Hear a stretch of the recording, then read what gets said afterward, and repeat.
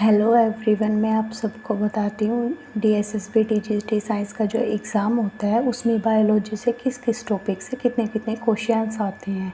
सबसे पहले मैं आपको बताती हूँ, ये उन लोगों के लिए ज़्यादा बेनिफिशियल है जो नॉन मैड से बिलोंग करते हैं, जिनके लिए बायोलॉजी करना थोड़ा टफ़ काम है, क्योंकि 11th-12th की बायोलॉजी इतनी आसान भी नहीं है। इसलिए मैंने लास्ट ईयर्स के जो क्वेश्चंस पेपर थे उनका एनालिसिस करके देखा है कि कितने क्वेश्चंस और कहाँ से ज़्यादा आते हैं।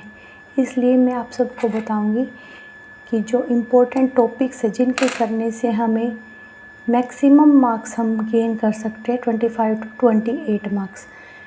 मैं आपको बता दूं 100 मार्क्स का पेपर होता है, ठीक है। उसमें से 10 मार्क्स की पेडागोजी आती है, 90 मार्क्स में फिजिक्स केमिस्ट्री बायो आती है और 90 में से 40 मार्क्स अप्रोक्स 35 to 40 मार्क्स की क्या आती है, बायोलॉजी आती है। और आप ये सब टॉपिक करके उन 35 to 40 मार्क्स में से 25 to 28 मार्क्स गेन कर सकते हो बिल्कुल आराम से। मैं आपको इम्पोर्टेंट टॉपिक बताती हूँ। ह्यूमन फिजियोलॉजी करना हमारे लिए इजी होता है, ठीक है। ह्यूमन फिजियोलॉजी इसलिए हो जाता है कि एक तो हमारी ये बॉडी से रिलेटेड और हम इसको जल्दी से लर्न कर पाते हैं, ईजी टू अंडरस्टैंड और लर्न होती है। इन टॉपिक को हम सबसे पहले कवर करते हैं, ठीक है। इनमें हम 25 to 28 मार्क्स गेन करेंगे और ये उन स्टूडेंट्स के लिए ज़्यादा बेनिफिशियल है जो नॉन मैड से रिलेटेड है। लेकिन अगर जो बायो का है वो तो सारी बायोलॉजी कर ही सकता है, उसके लिए तो वैसे ही बहुत ईजी है। ह्यूमन फिजियोलॉजी में सबसे टॉपिक पहले आता है केमिकल कंट्रोल एंड कोऑर्डिनेशन। इसमें से 2 या 3 क्वेश्चंस आने के चांसेस रहते हैं। एंडोक्राइन ग्लैंड वगैरह का जो टॉपिक रहता है ये वो वाला टॉपिक है, ठीक है। फिर आता है डाइजेशन का, उसमें से भी 2 to 3 क्वेश्चंस बनते हैं। फिर आता है एक्सक्रीशन, उनमें 1 to 2 क्वेश्चन बनते हैं। फिर आता है रिप्रोडक्शन, ह्यूमन रिप्रोडक्शन की बात हो रही है, उसमें से 1 to 2 क्वेश्चंस बनता है। फिर आती है इकोलॉजी, उसमें से 5 to 7 क्वेश्चंस बनते हैं।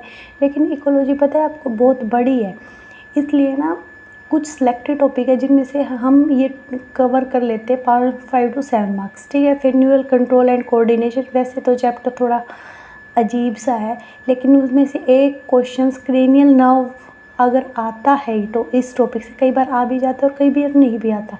अगर आता है तो क्रेनियल नर्व टॉपिक से आता है, 12 टाइप की नर्व होती है उनमें से आता है। फिर सेल यूनिट ऑफ लाइफ, उसमें से 1 से 2 क्वेश्चन बनता है। डिजीज़ से क्वेश्चन बनता है। ब्लड सर्कुलेशन वाला है, उसमें से आपको हार्ट कर लो, उसमें से क्वेश्चन बनता है, ठीक है। ब्रेन और आई की डिटेल कर लो, उनमें से 2 क्वेश्चन बनते हैं, एक ब्रेन से बनता है और एक आई से बनता है। फिर रेस्पिरेशन से क्वेश्चन बनता है 1 से 2। प्रिंसिपल इनहेरिटेंस मेंडल्स वगैरह का है जो डिसऑर्डर है उनसे भी क्वेश्चन बनता है। इसलिए इन सब टॉपिक में से आप टोटल मिला के 25 to 28 मार्क्स कवर कर सकते हो 40 मार्क्स की बायोलॉजी में से, ठीक है। उसके बाद ह्यूमन फिजियोलॉजी हमारी बॉडी से रिलेटेड होती है, इसलिए क्या बोलते हैं नॉन मेडिकल वाले स्टूडेंट्स के लिए इजी है करना। और अगर बायोलॉजी ना करें तो ना पता है सिलेक्शन लेना थोड़ा मुश्किल हो जाता है, इसलिए हम बायो को स्किप नहीं कर सकते। इसलिए हम बायो से वो टॉपिक करेंगे जो मैक्सिमम मार्क्स कवर करते हैं, लेकिन टाइम कंज्यूमिंग भी कम होते हैं। एक बार तो देखो टाइम लगता ही है, जिसने पहले बिल्कुल नहीं पढ़ा। टाइम कंज्यूमिंग लाइक जो प्लांट फिजियोलॉजी है या फिर बॉटनी है उनसे कम टाइम लगता है और याद भी रहता है, क्योंकि हमारी बॉडी से हम इंटर रिलेट कर सकते हैं इसको, ठीक है। अगर आप चाहते हो मैं इकोलॉजी में से जो टॉपिक है उसमें से 5 to 7 मार्क्स बनते हैं, वो कौन से टॉपिक से बनते हैं वो मैं आपको बताऊँ तो आप मेरे को कमेंट सेक्शन में लिख देना। मैं आपको नेक्स्ट वीडियो में बता दूंगी इकोलॉजी के कौन कौन से टॉपिक से हम कवर कर सकते हैं, ठीक है। Thank you.